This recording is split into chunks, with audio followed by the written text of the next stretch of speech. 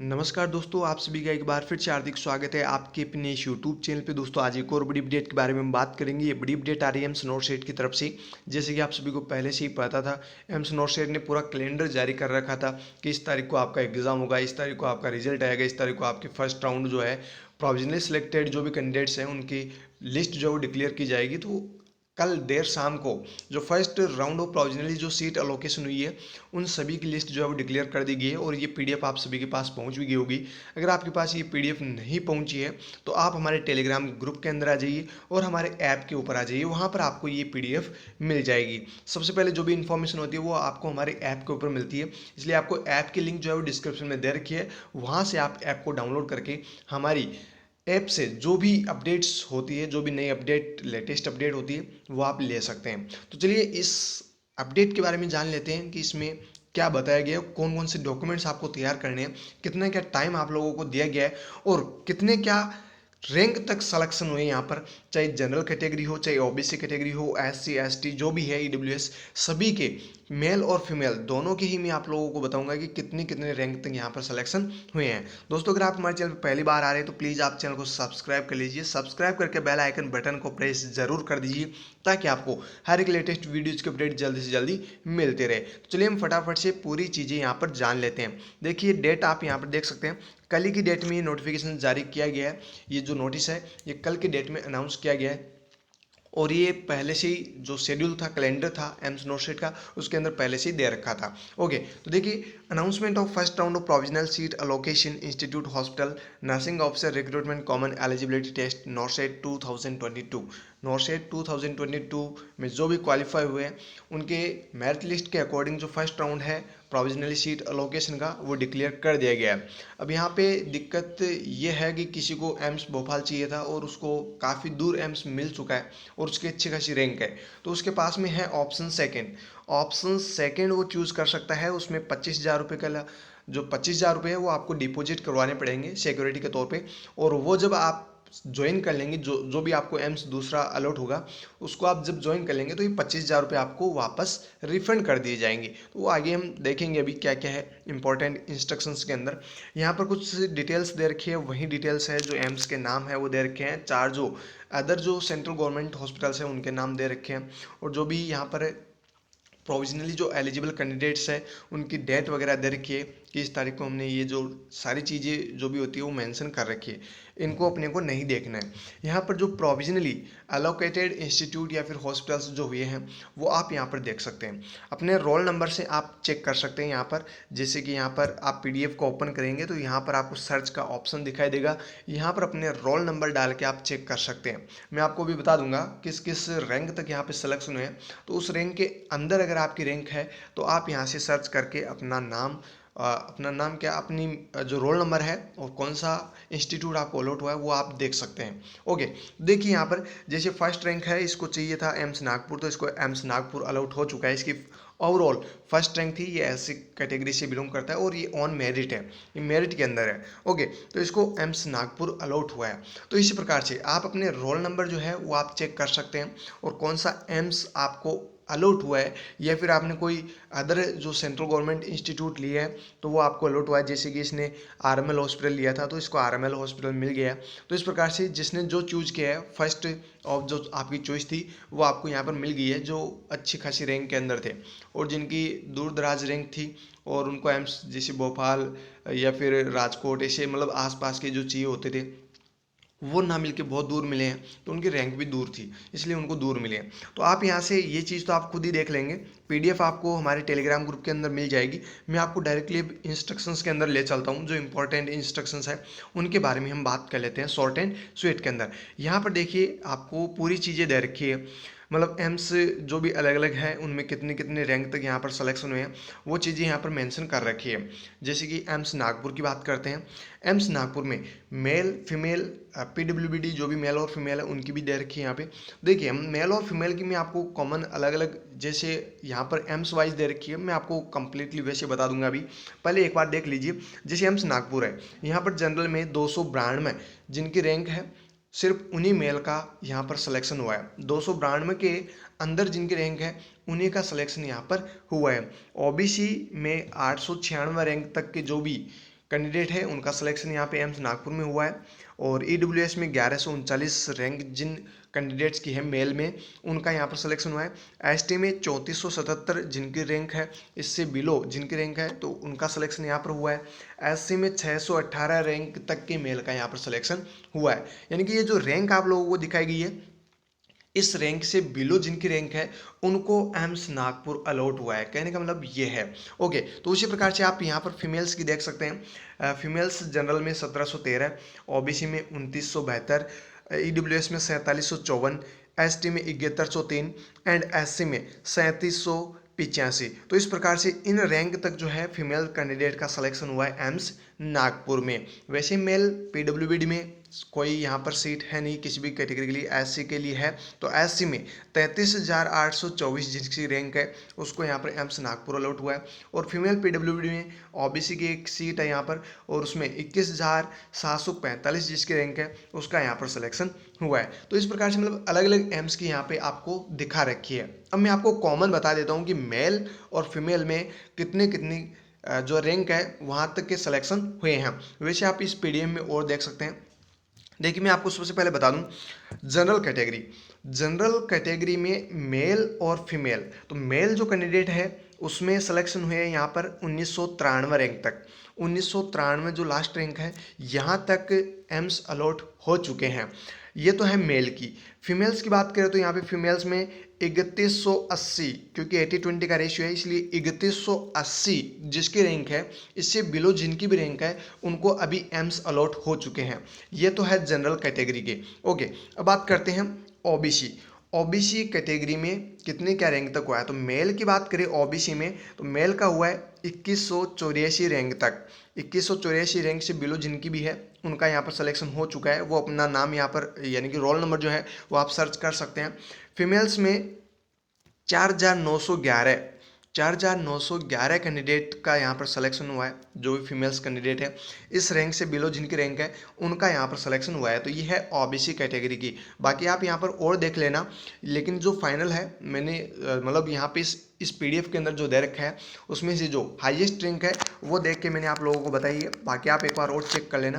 अब बात करते हैं ईडब्ल्यूएस कैटेगरी में मेल जो कैंडिडेट है उनकी है 2776 रैंक तक के कैंडिडेट्स का यहाँ पे सिलेक्शन हुआ है। और फीमेल्स में हुआ है 8,581 कैंडिडेट का यहाँ पे जो फीमेल कैंडिडेट है उनका यहाँ पे सिलेक्शन हुआ है ईडब्ल्यूएस कैटेगरी में।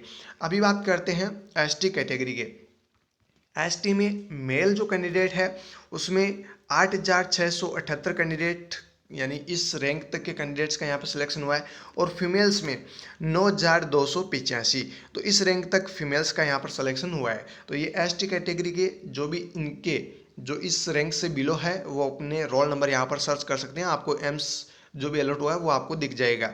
ओके, अब बात करते हैं एससी कैटेगरी में यहाँ पे मेल जो कैंडिडेट है उनमें 2,850 रैंक तक सिलेक्शन हुआ है।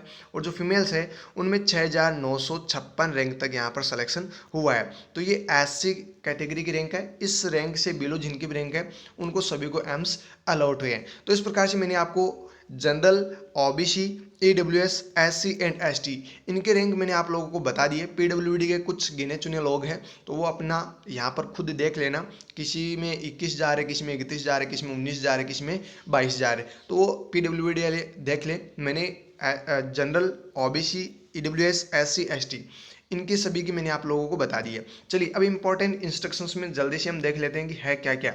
ओके, जो डॉक्यूमेंट्स है वो आपको तैयार रखने हैं। डेट आपके नियर बाई है, 17 तारीख लास्ट डेट दे रखी है, तो उस डेट का आप जरूर ध्यान रखिए।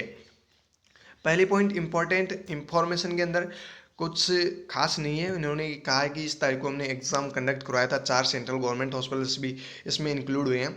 बाकी जो भी वेबसाइट में जो भी कम्युनिकेशन है वो ईमेल या एसएमएस के द्वारा जो भी रजिस्टर्ड ईमेल या मोबाइल नंबर है उसके ऊपर आप लोगों को भेज दी जाएंगे। जो भी सेलेक्ट हुए हैं उनके पास मेल भी आई होगी, जिनको मतलब एम्स अलॉट हुए हैं उनके पास मेल भी आई होगी और एसएमएस भी आया होगा। ओके, वैसे ही यहाँ पे जो ऑन मेरिट है 2022 का जो एग्ज़ाम हुआ है उस मेरिट मतलब एग्ज़ाम में जो भी ऑन मेरिट है उन सभी को उनकी चॉइस मिल चुकी है।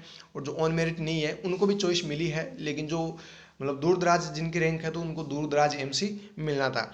आगे यहाँ पे कुछ खास है नहीं, मैं आपको इंपॉर्टेंट चीज़ें बता देता हूँ। यहाँ पर देखिए 7 number point, all the provisionally selected candidate are mandatory required to log in portal through my page and accept the allocation made and upload the colored scan copy to required original certificate latest by 17 October 2022 as report as instructions by the allocated institute या hospitals may issue date process to reporting as per approval to respective competent authority at respective institute directly to candidate after publication of this result। इनका कहने का मतलब ये है कि आप जो भी आपके डॉक्यूमेंट्स है वो आपको क्या करने हैं, स्कैन करने हैं। कहाँ पर आपको सबसे पहले तो लॉगिन पेज पे आपको क्या करना है, पोर्टल पे लॉगिन करना है, वहाँ पर आपको एक्सेप्ट करना है जो भी आपको एम्स अलॉट हुआ है। अगर आप चाहते हैं कि यही एम्स मेरे को रखना है तो आप उसको एक्सेप्ट कर दीजिए। अदरवाइज जिनकी अच्छी खासी रैंक है और उनको दूसरा एम्स चाहिए तो आप सेकेंड राउंड के लिए आप अप्लाई कर सकते हैं। 25,000 रुपये के आपके सिक्योरिटी जो डिपॉजिट है वो आपको करने होंगे, वो रिफंडेबल होंगे। तो देखिए यहाँ पे आपको लॉगिन पेज पे ओपन मतलब जो है माई पेज पे ओपन करना है, लॉगिन कर लेना है। वहाँ पे आपको एम्स जो भी अलॉट हुआ है उसको आपको एक्सेप्ट करना है और जो भी कलर्ड जो आपके डॉक्यूमेंट्स है उनको आपको स्कैन करना है। 17 अक्टूबर लास्ट डेट है, इसके बाद आपको कोई मौका नहीं दिया जाएगा। इसके बाद आपका कैंडिडेचर जो है वो कैंसिल कर दिया जाएगा। तो इस चीज़ का आप ध्यान रखें और जो भी डॉक्यूमेंट्स है वो एक कॉम्पिटेंट अथॉरिटी से बने हुए होने चाहिए, फर्जी डॉक्यूमेंट्स बिल्कुल भी ना लगाए। ओके, आगे देखिए, जो ऑप्शन फर्स्ट को एक्सेप्ट कर लेते हैं उसको तो डायरेक्टली एम्स जो है ऑफर लेटर भेज ही देगा, ये तो फाइनल चॉइस आपकी। और इसके बाद अगर आप सेकंड ऑप्शन पे जाते हैं तो सेकंड ऑप्शन के लिए आपको जो है दूसरे एम्स में जाना है तो उसके लिए आपको 25,000 रुपये सिक्योरिटी डिपॉजिट करने होंगे। तो इसमें आप ज़्यादा डिटेल के लिए इसको और पढ़ लेना, मैं आपको इंपॉर्टेंट चीज़ बता रहा हूँ सारी चीज़ें। यहाँ पर आप देख सकते हैं ऑप्शन सेकेंड जो भी चूज़ कर रहे हैं उसके लिए डिपॉजिट आपको करना होगा सिक्योरिटी डिपॉजिट। ये रिफंडेबल आफ्टर ज्वाइनिंग, जैसे आप ज्वाइन कर लेते हैं उसके बाद ये रिफंडेबल होगा। 25,000 रुपये आपको ऑप्शन सेकंड के लिए यहाँ पर पे करने होंगे। यहाँ पर एक नोट लिखा हुआ है, if any candidate who has allocated seat and does not respond in any of the above manner his or her seat allocated shall stand cancelled and he she shall be ineligible in for further round of online seat allocation। अगर आपको seat allot हुई है और आपने कोई respond नहीं दिया है तो आपको फ्यूचर में मतलब आगे जब भी सीट अलोकेशन वगैरह होगी तो आपको फिर से कोई मौका नहीं दिया जाएगा, आपका जो कैंडिडेचर है वो कैंसिल कर दिया जाएगा, ये इन्होंने स्पेशली कहा है। ओके, यहाँ पर अब बात करते हैं कौन कौन से डॉक्यूमेंट्स आप लोगों को अपलोड करने हैं। ओके, ई डोजियर जो है वो ओपन होगा आपके नॉर्सेट पोर्टल पे। ई डोजियर पे आपको जो है 17 तारीख से पहले पहले ये सारे के सारे डॉक्यूमेंट्स आपको अपलोड करने होंगे। 10वीं क्लास की मार्कशीट आप लोगों को लगानी है। इसके बाद जो इसेंशियल क्वालिफिकेशन है, एजुकेशनल क्वालिफिकेशन, चाहे वो प्रोविजनल सर्टिफिकेट हो, डिग्री हो, डिप्लोमा हो या फिर आपके आरएन सर्टिफिकेट हो, ये सारे के सारे ओरिजिनल सर्टिफिकेट्स जो भी है वो आपको यहाँ पर अपलोड करने होंगे। जिनके पास ग्रेड ए नर्स सर्टिफिकेट है और इससे रजिस्टर्ड है, वो स्टेट आईएनसी से हैं, तो वो भी यहाँ पर अपलोड करें। नेक्स्ट एक्सपीरियंस सर्टिफिकेट, जो भी जेएनएम से हैं और जो यहाँ पर क्वालिफाई में सेलेक्ट हुए हैं, जिनको एम्स अलॉट हुआ है उनको एक्सपीरियंस सर्टिफिकेट लगाने की ज़रूरत है, तो वो एक्सपीरियंस सर्टिफिकेट जरूर लगाए। एनओसी आपको लगानी होगी अगर आप कहीं पर भी सेंट्रल, स्टेट या फिर पीएसबी पीएसयू बॉडीज़ में आप काम कर रहे हैं तो आपको एनओसी लगानी पड़ेगी। अगर आप कहीं पर भी काम नहीं कर रहे हैं, कहीं पर भी आप जॉब नहीं कर रहे हैं तो आपको एनओसी लगाने की ज़रूरत नहीं है। नेक्स्ट है वैलिड कैटेगरी सर्टिफिकेट, ये आप ज़रूर ध्यान रखें, वैलिड कैटेगरी सर्टिफिकेट ही आप अपलोड करें। जैसे ओबीसी एंड ईडब्ल्यूएस के लिए इन्होंने अलग से बोला है और वहीं आप लोगों को लगाना है, इससे पहले का या फिर इससे आगे का आप ना लगाएं, तो वो मैं आप लोगों को भी आगे बता दूंगा। SC ST OBC ईडब्ल्यूएस जो भी आपके कैटेगरी सर्टिफिकेट वो आपको अपलोड करने होंगे। PWBD वाले कैंडिडेट जो भी है उनको PWBD सर्टिफिकेट यहाँ पर अपलोड करना होगा, वो भी कॉम्पिटेंट अथॉरिटी से बना हुआ। Next registration slip, online registration having candidate signature, यानी जब आपने रजिस्ट्रेशन किया था, जब आपने फॉर्म भरा था उसका वो रजिस्ट्रेशन स्लिप है वो भी आप लोगों को अपलोड करनी है। आपका एडमिट कार्ड जो है वो भी आप लोगों को अपलोड करना है, कैंडिडेट सिग्नेचर उसमें होने चाहिए। And copy of original ID proof, जो आईडी कार्ड है जैसे आधार कार्ड, पैन कार्ड या फिर वोटर आईडी कार्ड जो भी है, वो एक आईडी कार्ड जो है प्रूफ वो भी आप लोगों को लगाना है। लेटेस्ट आपको फोटोग्राफ लगाने हैं। स्कैन सिग्नेचर, सिग्नेचर जो है वो आपको फिर से स्कैन करने हैं। लेफ्ट थंब इम्प्रेशन जो है वो भी आपको फिर से जो है स्कैन करना है। और एक स्टैंडर्ड डिक्लेरेशन फॉर्म ए है वो भी आप लोगों को यहाँ पर सबमिट करना है। ये जो स्टैंडर्ड डिक्लेरेशन है फॉर्म है वो भी हम आप लोगों को टेलीग्राम ग्रुप के अंदर दे देंगे। Copy of address proof issue to government authority, जैसे इलेक्ट्रिसिटी बिल है, राशन कार्ड है, वोटर कार्ड है, मतलब जिसमें एड्रेस प्रूफ हो। जैसे इलेक्ट्रिसिटी बिल आप लगा सकते हैं, राशन कार्ड लगा सकते हैं, वोटर कार्ड लगा सकते हैं अपना, तो ये भी आप लोगों को स्कैन करना है। तो ये इतने डॉक्यूमेंट्स हैं जो आप लोगों को स्कैन करने हैं। अगर आपके पास कोई भी डॉक्यूमेंट नहीं है तो आप एक दिन में बनवा सकते हैं, एक दिन का समय आपके पास में है। कल लास्ट डेट है, कल जो है आप लोगों को फाइनली यहाँ पर करने हैं, मतलब 17 तारीख इसमें लास्ट डेट दी गई है, तो 17 तारीख तक आप लोगों को करने हैं। वैसे अभी आपके पास में 2 दिन का समय है, आज 15 हुई है, 16 एंड 17, तो 2 दिन में आप लोगों को ये सारी प्रोसेस करनी है। आगे देखिए कैंडिडेट हुए फेल टू अपलोड, यानी मैं आपको डायरेक्टली बता देता हूँ, अगर कोई कैंडिडेट फेल होता है, मतलब डॉक्यूमेंट्स अपलोड नहीं कर पाता है, वैलिड कैटेगरी सर्टिफिकेट अगर अपलोड नहीं कर पाता है, तो उसका कैंडिडेचर जो है वो कैंसिल कर दिया जाएगा। और आप लोगों को मतलब आप अगर कोई गलत, मतलब मान लीजिए पहले से आपका बना हुआ है और वो आपने अपलोड कर दिया, तो वहाँ पर इन एलिजिबल होंगे आप, वहाँ पर आप इन एलिजिबल होंगे, फिर से आप लोगों को फिर से वो अपलोड करवाया जाएगा। इसलिए आप ओरिजिनल और जो सही सर्टिफिकेट है वहीं आप अपलोड करें। इसके लिए देखिए ओबीसी के जो कैंडिडेट हैं वो ध्यान रहे, आपका जो सेंट्रल गवर्नमेंट का ओबीसी सर्टिफिकेट बनता है वो 1/4/2022 से लेकर 31/3/2023 तक का ही वैलिडेट होगा। इससे मतलब 1 अप्रैल के बाद का अगर बना हुआ है तो वही आपका सर्टिफिकेट माना जाएगा, ओबीसी कैटेगरी का सर्टिफिकेट। अदरवाइज आपका सर्टिफिकेट यहाँ पर एक्सेप्ट नहीं किया जाएगा, आपको बाहर कर दिया जाएगा। वैसे ही ईडब्ल्यूएस कैटेगरी के जो भी कैंडिडेट हैं उनका भी यहाँ पर 1/4/2022 से लेकर 31/3/2023 तक का इन्होंने भी कहा है कि ईडब्ल्यूएस और जो ओबीसी कैटेगरी के कैंडिडेट है इन दोनों में ही जो है ये इस डेट के बीच का जो है वो होना चाहिए, 1/4/2022 एंड 31/3/2023, ये ईडब्ल्यूएस कैटेगरी के लिए है और ये ओबीसी कैटेगरी के लिए है। ओके, तो ये इन डेट के बीच के जो आपके पास सर्टिफिकेट है वहीं आप अपलोड करें। आगे डॉक्यूमेंट वेरिफिकेशन जो है वो स्टार्ट कर दिए जाएंगे immediately just after closing the date and accepting online seat allocation. जैसे ही मतलब सीट यहाँ पर मतलब 17 तारीख को आप डॉक्यूमेंट्स अपलोड कर रहे हैं, तो 17 तारीख बाद में जैसे वो एक्सेप्टेंस जो है वो बंद करते हैं, इसके बाद में आपके जो है जल्दी से जल्दी डॉक्यूमेंट वेरिफिकेशन प्रोसेस जो है वो स्टार्ट कर दी जाएगी। और जो भी इन्फॉर्मेशन होगी वो आप लोगों को आपकी ईमेल आईडी और जो भी मोबाइल नंबर आपने दे रखे हैं तो एसएमएस के थ्रू आपको भेज दी जाएगी। ओके, जो भी अदर से पार्टिसिपेट कर रहे हैं, जो भी एम्स वगैरह है, इनके अलावा जो भी सेंट्रल गवर्नमेंट इंस्टीट्यूट है वो भी डॉक्यूमेंट वेरिफिकेशन जो है वो स्टार्ट कर देंगे। जो भी इन्होंने डेट रखी है या फिर एज पर एलिजिबिलिटी क्राइटेरिया जो भी वो डेट देते हैं उन डेट पे वो भी आप लोगों को बुला लेंगे। An additional communication shall be through the registered email ID mobile number, इन्होंने ये कहा है कि ईमेल आईडी और मोबाइल नंबर पे जो भी एडिशनल इन्फॉर्मेशन होगी वो आप लोगों को भेज दी जाएगी और जो भी अदर इन्फॉर्मेशन होगी वो आपको ऑफिशियल वेबसाइट पे भी मिल जाएगी। तो दोस्तों ये थी छोटी सी अपडेट जो मैंने आप लोगों को बता दी है। आप भी अपने दोस्तों को ज़रूर शेयर करें ताकि वो भी ये डॉक्यूमेंट्स सारे के सारे तैयार कर ले और अपना काम जल्दी से जल्दी निपटा ले, ताकि आपको कोई दिक्कत आगे ना हो। फिर मिलते हैं दोस्तों एक नई वैकेंसी की अपडेट के साथ, तब तक आप हमारे साथ बने रहिएगा। Thank you so very much.